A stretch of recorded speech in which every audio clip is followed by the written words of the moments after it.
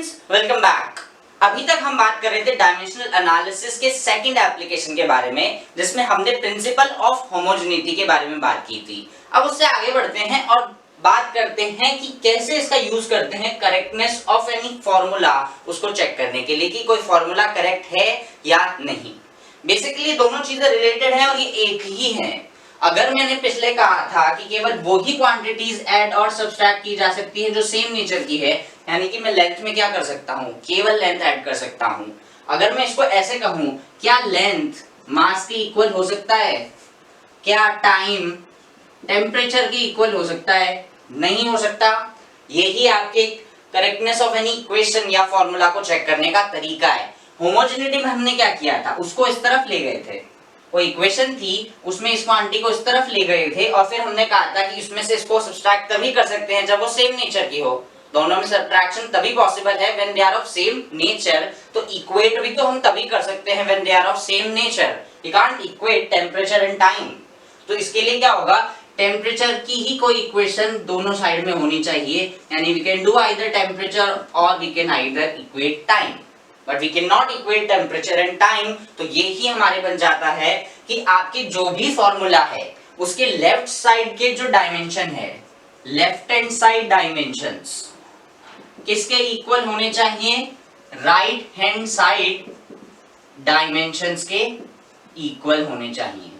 तो left hand side के जो डायमेंशंस है वो राइट हैंड साइड के अगर इक्वल होते हैं तो जो आपका गिवन इक्वेशन है वो डायमेंशनली करेक्ट है। That is correct dimensionally. Now let's take an example और फिर हम देखते हैं कि how do we apply this concept. हमारे पास में एक फॉर्मूला है mu is equals to a plus b upon lambda square. We have to find dimensions of a and b. a और b के डायमेंशंस हमें क्या करने हैं, इसमें पता करने हैं। Now अब देखिए प्रिंसिपल ऑफ होमोजेनिटी और ये कोरिलेटेड है, दोनों का यूज कर सकते हो। सबसे पहली बात, a प्लस बी स्क्वायर में क्या आ जाएगा, a की डायमेंशन किसके इक्वल होने चाहिए? b अपॉन लैम्डा स्क्वायर, क्योंकि हम तभी इसको क्या कर सकते हैं, ऐड कर सकते हैं। अब आपको क्या करना है, ये क्वांटिटी और ये क्वांटिटी इक्वल होगी डायमेंशनली, तभी आप उनको क्या कर सकते हो, कंपेयर कर सकते हो। देखो इसके और इसके डायमेंशन तो इक्वल आ गए, लेकिन वो डायमेंशन अगर इससे मैच नहीं करते हैं, यानी कि दो डिसिमिलर क्वांटिटीज को क्या करने की कोशिश कर रहे हो आप, जोड़ने की कोशिश कर रहे हो, तो यहाँ पर देखो जो डायमेंशन म्यू का है वही डायमेंशन किसका होना चाहिए, ए का। तो ए का डायमेंशन किसके इक्वल होना चाहिए, म्यू का डायमेंशन। और व्हाट इज म्यू? म्यू क्या होती है आपकी रिफ्रैक्टिव इंडेक्स, यानी कि speed of light in medium 1 to speed of light in medium 2।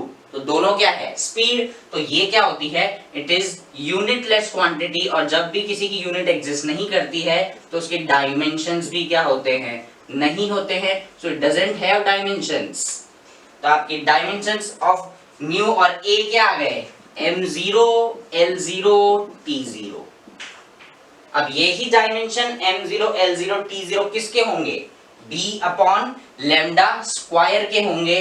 तो b बाय लैम्डा स्क्वायर के डायमेंशंस कितने आ गए, m0 l0 t0। b के डायमेंशंस हमें पता नहीं, लेकिन लैम्डा स्क्वायर है, यानी कि वो क्या आ जाएगा, l square is equals to m0 l0 t0। अब बताओ आप लेंथ जीरो कब आ सकती है, जब ऊपर और नीचे के डायमेंशंस क्या हो, इक्वल हो, कट जाएंगे। तो यहां से हम कह सकते हैं कि b के डायमेंशंस भी क्या होंगे, l स्क्वायर। भाई l स्क्वायर से l स्क्वायर कैंसिल, तो आपको क्या मिलेगा, l की पावर 0, तो आपको ये मिलेगा, यानी कि b के डायमेंशंस क्या आ गए, l स्क्वायर। तो ये दोनों प्रिंसिपल ऑफ होमोजेनिटी और ये जो LHS और RHS के डायमेंशंस हम इक्वेट कर रहे हैं, दोनों क्या हैं, बिल्कुल कोरिलेटेड टर्म्स है एक दूसरे से। अब हम देखते हैं कि कैसे हम चेक कर सकते हैं कोई इक्वेशन करेक्ट है या नहीं, और अगर कोई इसमें प्रॉब्लम है कोई, अगर उसकी भी हम बात करेंगे। एक बहुत ही नॉर्मल सी हमारी पास में फेमस इक्वेशंस हैं, equation of motion which is v square minus u square is equals to 2as। Check करो कि ये करेक्ट है या नहीं। हमें पता है हम यूज करते हैं, but how do we check it correctly. देखो वेलोसिटी और ये क्या है, final velocity minus initial velocity, both are velocity, और वेलोसिटी के डायमेंशन क्या होते हैं, डायमेंशंस क्या होते हैं? वेलोसिटी के डायमेंशंस होते हैं हमारे पास में मीटर पर सेकेंड। तो v का डायमेंशन क्या हो जाएगा? L1 t-1। यहां पर क्या है? v square. तो आपके लेफ्ट हैंड साइड के डायमेंशंस किसके इक्वल हो जाएंगे? L square t-2। देखो ये v का डायमेंशन आया, but dimension of v square, इसको क्या कर दोगे आप? v स्क्वायर का डायमेंशन चाहिए हमें, तो L1 t-1 का क्या हो जाएगा? स्क्वायर, यानी we get L2 t-2। u के भी डायमेंशन सेम ही होंगे, क्योंकि आपको क्या करना है? आपको सेम ही क्वांटिटी माइनस कर सकते हैं हम लोग, सब्ट्रैक्ट कर सकते हैं। फाइंड u के डायमेंशन, u भी क्या है? वेलोसिटी है, L t-1, इसका स्क्वायर करेंगे तो आपके कितना आ गया? L square t-2। देखो दोनों के डायमेंशंस इक्वल है।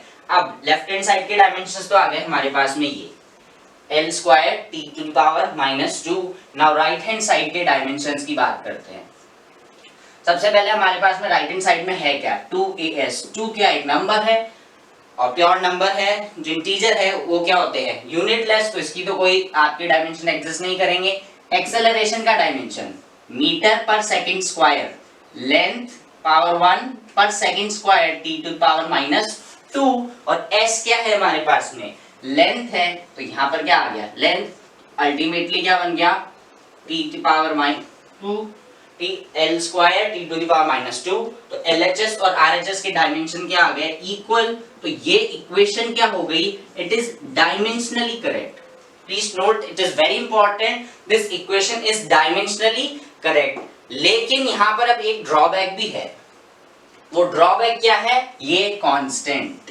अगर मैं इस इक्वेशन को ऐसे लिख देता v square minus u square is equals to 100as, तब बताओ dimensions v square minus u square के तो सेम ही रहते। a और s की डायमेंशंस यूज किए हैं, क्योंकि 100 तो क्या है यहाँ पर? 100 यहाँ पर क्या है? 100 यहाँ पर एक कांस्टेंट है जिसका कोई डायमेंशन एग्जिस्ट नहीं कर रहा है, तो आपको डायमेंशनल फॉर्मूला जो आप ये कर रहे हो उसके अंदर तो उसका कोई रोल ही नहीं है। यानी कि यहाँ ड्रॉबैक क्या है कि कांस्टेंट के बारे में ये कोई इंफॉर्मेशन नहीं देता है कि कांस्टेंट आप कुछ भी हो आप नहीं बता कर सकते। तो आप यहाँ पर चेक कर रहे हैं कि वो डायमेंशनली करेक्ट है या नहीं। अगर कोई इक्वेशन एक्चुअल में एग्जिस्ट कर रही है, if it's a real equation, actual equation होगी, तो वो डायमेंशनली करेक्ट होगी ही होगी। जैसे हमने बताया यहाँ पर, अगर कोई इक्वेशन एक्चुअल में एग्जिस्ट कर रही है then it will be dimensionally correct. जैसे ये केस था, ये इक्वेशन एक्चुअल में एग्जिस्ट करती है, डायमेंशनली करेक्ट थी, लेकिन ये इक्वेशन एक्चुअल में एग्जिस्ट नहीं करती है, पर फिर भी डायमेंशनली करेक्ट होगी, क्योंकि कांस्टेंट्स का कोई रोल था ही नहीं। तो अगर कोई इक्वेशन डायमेंशनली करेक्ट है, कोई equation dimensional correctness does not mean equation exist। तो अगर देखो इक्वेशन एग्जिस्ट कर रही है तो डायमेंशनल करेक्ट होगी, लेकिन डायमेंशनली करेक्ट हो रही है तो इसका मतलब ये नहीं है कि इक्वेशन एग्जिस्ट कर रही है। उसका हमने एग्जांपल अभी देख लिया है। तो अब हम बात करते हैं एक और इक्वेशन की, जिसमें चेक करते हैं कि क्या वो इक्वल होते हैं। हम कई बार मानते हैं कि काइनेटिक एनर्जी और पोटेंशियल एनर्जी क्या होती है? एक दूसरे में कन्वर्ट होती है, तो वो कई पॉइंट्स पर क्या होती है? इक्वल हो जाती है। Let's check this, half mv square is equals to, हमने लिख रखा है mgh। अब आपको चेक करना है डायमेंशनल कंसिस्टेंसी बोलते हैं इस चीज को, क्या ये इक्वेशन डायमेंशनली कंसिस्टेंट है? तो आप निकालिए LHS के डायमेंशंस। हाफ डायमेंशन लेस, इसके तो होंगे नहीं। m के m वेलोसिटी क्या होती है? मीटर पर सेकंड स्क्वायर, क्योंकि यहाँ पर क्या आ रहा है? वेलोसिटी होती है मीटर पर सेकंड, और इसका क्या आ रहा है? स्क्वायर, तो इट बिकम्स L2 t⁻²। ये आ गए हमारे LHS के डायमेंशंस। RHS के डायमेंशन निकालिए। आपके कितना आ रहा है? mgh, m का डायमेंशन m1, g का, g क्या होता है? ग्रेविटेशनल एक्सेलरेशन, और एक्सेलरेशन के डायमेंशंस होते हैं मीटर पर सेकंड स्क्वायर, तो L1 t⁻², and height height का मतलब कितना हो जाएगा आपकी लेंथ, यानी ये कितना आ गया m1 L2 t to the power -2, तो LHS किसके इक्वल हो गए RHS के, यानी ये इक्वेशन डायमेंशनली कंसिस्टेंट है, एग्जिस्ट कर रही है। दूसरी चीज बात कर रहे हैं आपके t is equal to 2 pi under the root में L अपॉन जी। LHS में तो हमारे पास में क्या आ जाएगा, LHS में भी गेट टाइम, तो उसके डायमेंशंस क्या हो गए t power 1। Right hand side की बात करेंगे RHS, RHS में देखो 2 पाई है, 2 is number unitless dimensionless, pi dimensionless होता है, केवल क्या बचे हमारे पास में L by G, but they are in under root, so आपके पास में क्या हो जाएगा L बाय G, इसकी पावर क्या हो रही है हाफ। L के dimension length, G gravitational acceleration, length पर यूनिट टाइम स्क्वायर होता है, तो आपके पास में क्या आ गया LT माइनस 2, इसकी पावर क्या चल रही है हाफ, ये L से ये L क्या हो गए कैंसिल, ये क्या बचा 1 अपॉन T पावर -2, और ये पावर क्या है हाफ। देखो ये 2 है और ये पावर क्या है हाफ, तो ये क्या बन जाएगा 1 upon t to the power -1, और इसको ऊपर ले जाएंगे तो क्या बन जाएगा t की पावर 1। तो LHS और RHS के डायमेंशंस क्या आ गए इक्वल आ गए, यानी कि इक्वेशन डायमेंशनली आपके क्या आ रही है, it is consistent, dimensionally it is correct. एक और आप इक्वेशन देखते हैं जिसमें हम बात करते हैं एस्केप वेलोसिटी की। एस्केप वेलोसिटी क्या होती है, minimum velocity required to escape any celestial body. कोई भी आपके जो ऑब्जेक्ट है, कोई भी जो आउटर स्पेस में है, उसके ग्रेविटेशन फोर्स से बाहर निकलने के लिए आपको क्या करना है, एक मिनिमम वेलोसिटी की जरूरत है, अदरवाइज आपको वापस खींच लेगी। तो उसके लिए आपके पास में इक्वेशन है v is equals to under the root में gm बाई r। अब यहां पर भी एक कांस्टेंट होता है जो कितना है 2, लेकिन अब हमारे फॉर्मूले के अंदर इसका कोई रोल नहीं है, तो हम ये चेक, अगर मैं इसको लगा कर ऐसे छोड़ दूं तब भी आपकी डायमेंशनल अगर ये करेक्ट आ गई तो आप तो कह दोगे इक्वेशन एग्जिस्ट कर रही है, नहीं, डायमेंशनल कंसिस्टेंस का मतलब ये नहीं होता इक्वेशन एग्जिस्ट कर रही है, लेकिन अगर इक्वेशन एग्जिस्ट कर रही है तो डायमेंशनली करेक्ट होगी। तो we can check from this LHS v के डायमेंशन आपके पास में क्या आएंगे मीटर पर सेकेंड, तो length t to the power -1। Right hand side को देखते जाओ, राइट हैंड साइड में अच्छा अब g क्या है gravitational constant, this is gravitational constant. अब इसके आपको डायमेंशंस याद नहीं होंगे, कोई बात नहीं, हमने इसको निकालने का क्या तरीका सीखा था, F इज इक्वल टू क्या आता है gm1 m2 by r square, निकालो g f r square m1 m2।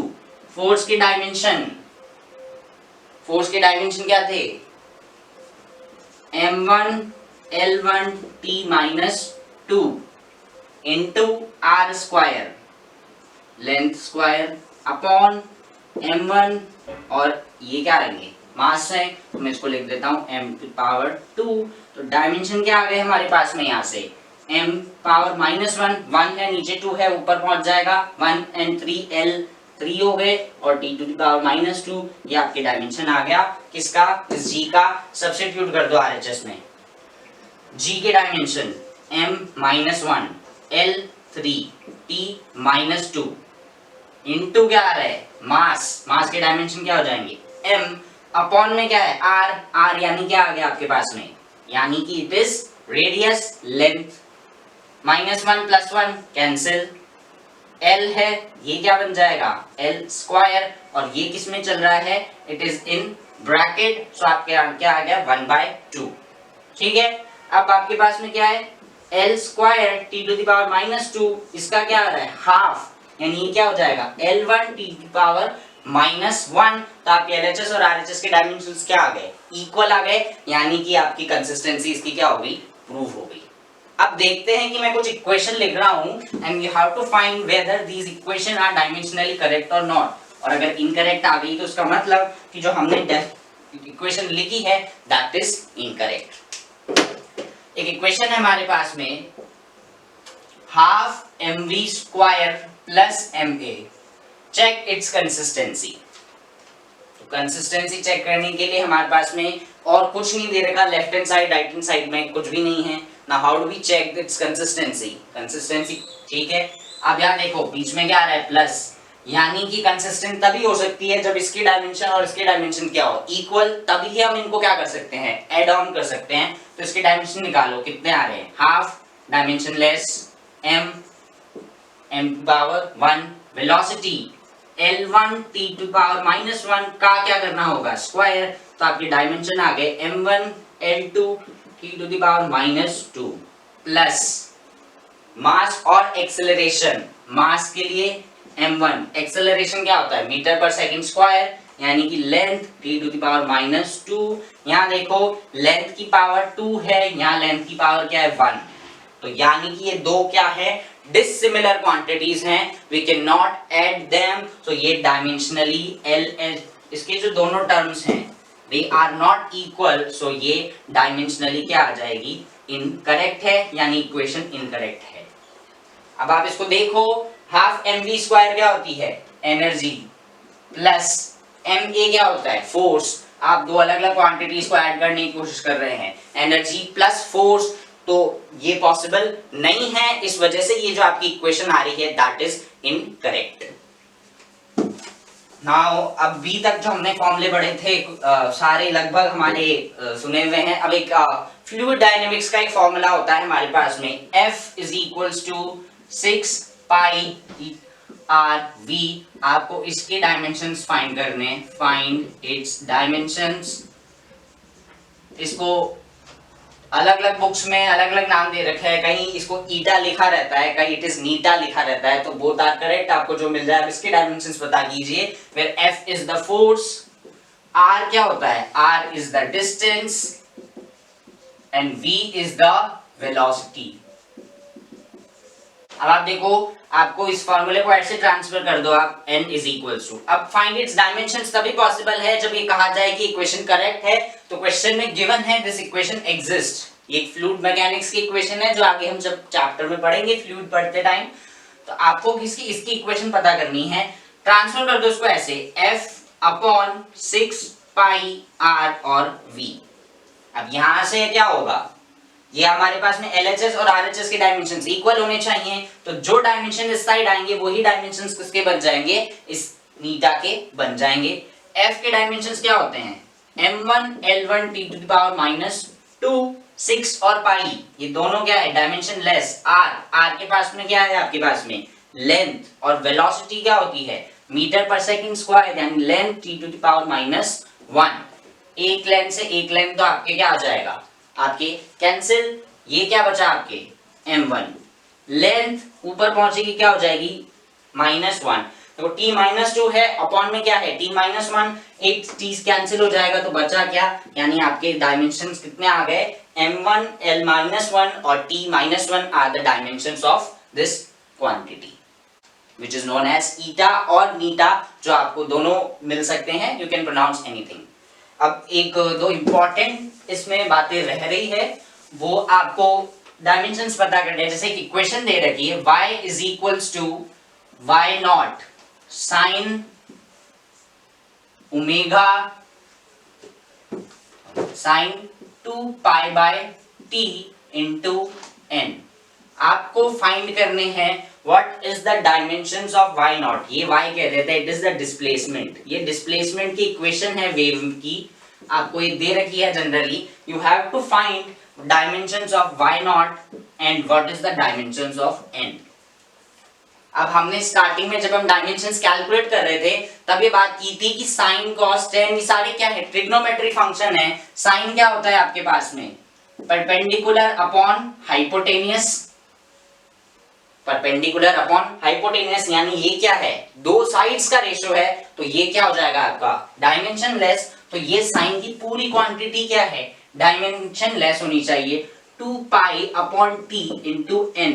Sign की पूरी क्वांटिटी क्या होनी चाहिए, डायमेंशन लेस, और अंदर क्या होता है उसके एंगल। अब remember angle and solid angle, these two are the quantities जिनके पास में यूनिट्स तो होती है रेडियन और स्टेडियन, लेकिन दे आर डायमेंशन लेस। तो 2 पाई बाई, देखो ये भी डायमेंशन लेस होगी और ये भी डायमेंशन लेस होगी, तो आपके निकालिए 2 पाई बाई t, इसके डायमेंशंस क्या होने चाहिए, m0 L0 T0, 2 पाई के तो डायमेंशन वैसे ही नहीं होते, हमें किसके चाहिए n के, और n बाई टी के आंसर क्या चाहिए t0, यानी n बाई टी का आंसर क्या चाहिए 2t⁻0। तो ये तभी पॉसिबल है जब n के डायमेंशन t के डायमेंशन के इक्वल हो जाए, यानी क्या n का जो डायमेंशन क्या आ गया आपके पास में t⁻1, you can write it as t1।